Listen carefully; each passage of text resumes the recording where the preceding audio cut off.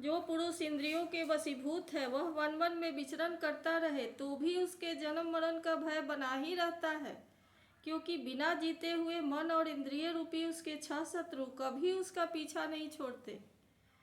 जो बुद्धिमान पुरुष इंद्रियों को जीत कर अपनी आत्मा में ही रमन करता है उसका गृहस्थाश्रम भी क्या बिगाड़ सकता है। जिसे इन 6 शत्रुओं को जीतने की इच्छा हो वह पहले घर में ही रहकर उनका अत्यंत निरोध करते हुए उन्हें वश में करने का प्रयत्न करे। किले में सुरक्षित रहकर लड़ने वाला राजा कभी प्रबल शत्रुओं को भी जीत लेता है। फिर जब इन शत्रुओं का बल अत्यंत क्षीण हो जाए तब विद्वान पुरुष इच्छानुसार विचर सकता है। तुम यद्यपि श्री कमलनाथ भगवान के चरण कमल के कली रूप किले के आश्रित रहकर इन 6 शत्रुओं को जीत चुके हो तो भी पहले उन पुराण पुरुष के दिए हुए भोगों को भोगो, इसके बाद निसंग होकर अपने आत्मा स्वरूप में स्थित हो जाना। श्री सुखदेव जी कहते हैं, जब त्रिलोकी के गुरु श्री ब्रह्मा जी ने इस प्रकार कहा तो परम भागवत प्रियव्रत ने छोटे होने के कारण नम्रता से सिर झुका लिया और जो आज्ञा ऐसा कहकर बड़े आदर पूर्वक उनका आदेश शिरोधार्य किया। तब स्वयंभू मनु ने प्रसन्न होकर भगवान ब्रह्मा जी की विधिवत पूजा की। इसके पश्चात वे मन और वाणी के अविषय अपने आश्रय तथा सर्व व्यवहारातीत परम ब्रह्म का चिंतन करते हुए अपने लोक को चले गए। इस समय प्रियव्रत और नारद जी सरल भाव से उनकी ओर देख रहे थे। मनु जी इस प्रकार ब्रह्मा जी की कृपा से अपना मनोरथ पूर्ण हो जाने पर देवर्षि नारद की आज्ञा से प्रियव्रत को संपूर्ण भूमंडल की रक्षा का भार सौंप दिया और स्वयं विषय रूपी विषैले जल से भरे हुए गृहस्थाश्रम रूपी दुस्तर जलाशय की भोगने की इच्छा से निवृत्त हो गए। तब पृथ्वीपति महाराज प्रियव्रत भगवान की इच्छा से राज्य शासन के कार्य में नियुक्त हुए, जो संपूर्ण जगत को बंधन से छुड़ाने में अत्यंत समर्थ है। उन आदि पुरुष श्री भगवान के चरण युगल का निरंतर ध्यान करते रहने से यद्यपि उनके रागादि सभी मल नष्ट हो चुके थे और उनका हृदय भी अत्यंत शुद्ध था, तथापि बड़ों का मान रखने के लिए वे पृथ्वी का शासन करने लगे।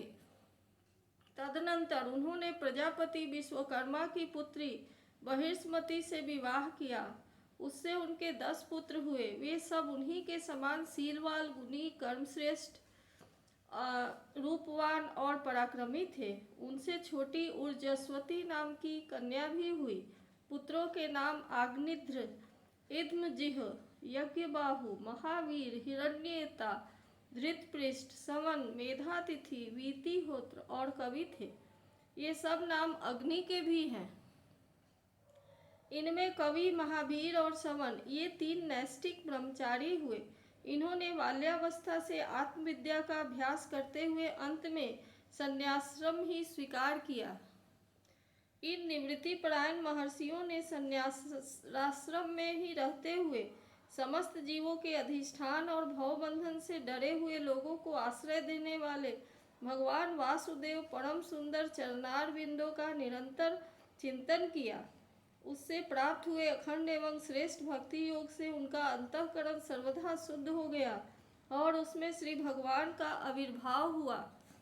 तब देहादि उपाधि की निवृत्ति हो जाने से उनकी आत्मा की संपूर्ण जीवों के आत्मभूत प्रत्यागात्मा में एक ही भाव से स्थिति हो गई। महाराज प्रियव्रत की दूसरी भार्या से उत्तम, तामस और रैवत ये 3 पुत्र उत्पन्न हुए, जो अपने नाम वाले मनवंतरों के अधिपति हुए। इस प्रकार कवि आदि 3 पुत्र के निवृत्ति परायण हो जाने पर राजा प्रियव्रत ने 11 अबुर्द वर्षों तक पृथ्वी का शासन किया। जिस समय वे अपनी अखंड पुरुषार्थमयी और वीर्यशालिनी भुजाओं से धनुष की डोरी खींचकर टंकार करते थे, उस समय डर के मारे सभी धर्मद्रोही न जाने कहाँ छिप जाते थे। प्राणप्रिया बहिष्मति के दिन दिन बढ़ने वाले आमोद प्रमोद और अभ्युत्थानादि क्रीड़ाओं के कारण तथा उनके स्त्री जनोचित हाव भाव, लज्जा से संकुचित मंदहास्य युक्त चितवन और मन को भाने वाले विनोद आदि से महामना प्रियव्रत विवेकहीन व्यक्ति की भांति आत्मविस्मृत से होकर सब भोगों को भोगने लगे, किंतु वास्तव में ये उनमें आसक्त नहीं थे। एक बार इन्होंने जब यह देखा कि भगवान सूर्य सुमेरु की परिक्रमा करते हुए लोकालोक पर्यंत पृथ्वी के जितने भाग को आलोकित करते हैं उसमें से आधा ही प्रकाश में रहता है और आधे में अंधकार छाया रहता है, तो उन्होंने इसे पसंद नहीं किया। तब उन्होंने यह संकल्प लेकर कि मैं रात को भी दिन बना दूंगा, सूर्य के समान ही वेगवान एक ज्योतिर्मय रथ पर चढ़कर द्वितीय सूर्य की ही भांति उनके पीछे पीछे पृथ्वी की 7 परिक्रमाएं कर डाली। भगवान की उपासना से इनका अलौकिक प्रभाव बहुत बढ़ गया था। उस समय इनके रथ के पहियों से जो लीकें बनी वे ही 7 समुद्र हुए, उनसे पृथ्वी में 7 द्वीप हो गए। उनके नाम क्रमशः जम्बू, प्लक्ष, सालमली, कुश, क्रौंच, शाक और पुष्कर द्वीप हैं। इनमें से पहले पहले की अपेक्षा आगे आगे के द्वीप का परिमाण दूना है और ये समुद्र के बाहरी भाग में पृथ्वी के चारों ओर फैले हुए हैं। 7 समुद्र क्रमशः खारे जल, ईख के रस, मदिरा, घी, दूध, मट्ठे और मीठे जल से भरे हुए हैं। ये 7 द्वीपों की खाइयों के समान है और परिमाण में अपने भीतर वाले द्वीप के बराबर है। इनमें से एक एक क्रमशः अलग अलग 7 द्वीपों के बाहर से घेर कर स्थित है। बृहस्पति महाराज प्रियव्रत ने अपने अनुगत पुत्र आग्निद्र, इंद्र, यज्ञबाहु, हिरण्यरेता, घृतपृष्ठ, मेधातिथि और वीतिहोत्र में से क्रमशः एक एक को उक्त जम्बू आदि द्वीपों में से एक एक का राजा बनाया। उन्होंने अपनी कन्या ऊर्जस्वती का विवाह शुक्राचार्य से किया। उसी से शुक्र कन्या देवयानी का जन्म हुआ। राजन, जिन्होंने भगवत चरणार बिंदु के रज के प्रभाव से शरीर के भूख, प्यास, शोक, मोह और जरा मृत्यु इन 6 गुणों को अथवा मन के सहित 6 इंद्रियों को जीत लिया है, उन भगवत भक्तों का ऐसा पुरुषार्थ होना कोई आश्चर्य की बात नहीं है, क्योंकि वर्ण बहिष्कृत चांडाल आदि नीच योनि का पुरुष भी भगवान के नाम का केवल एक बार उच्चारण करने से तत्काल संसार बंधन से मुक्त हो जाता है।